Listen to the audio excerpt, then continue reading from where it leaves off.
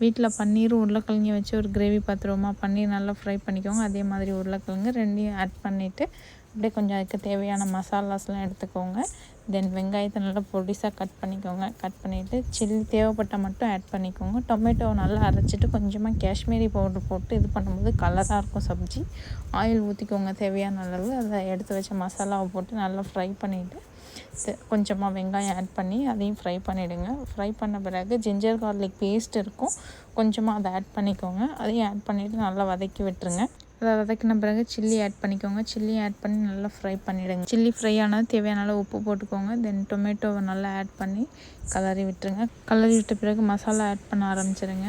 கொஞ்சமாக மஞ்சத்தூள், காரத்தூள், கரம் மசாலாத்தூள், மல்லித்தூள் இதெல்லாம் போட்டு நல்லா கலரிடுங்க. கலரி விட்டு கொஞ்சம் நேரம் அப்படியே நல்லா ஃப்ரை பண்ணுங்கள். ஃப்ரை பண்ணி கொஞ்சம் தண்ணி ஊற்றிட்டு கொஞ்சம் நேரம் கொதிக்க விடுங்க அந்த தண்ணியை. ஸோ அப்படியே கொஞ்சம் மூடி போட்டு கூட கொதிக்க விட்டுறலாம். கொதித்த பிறகு நம்ம ஃப்ரை பண்ணி வச்ச அந்த உருளைக்கிழங்கு பன்னீரையும் போட்டு நல்லா ஆட் பண்ணிக்கோங்க.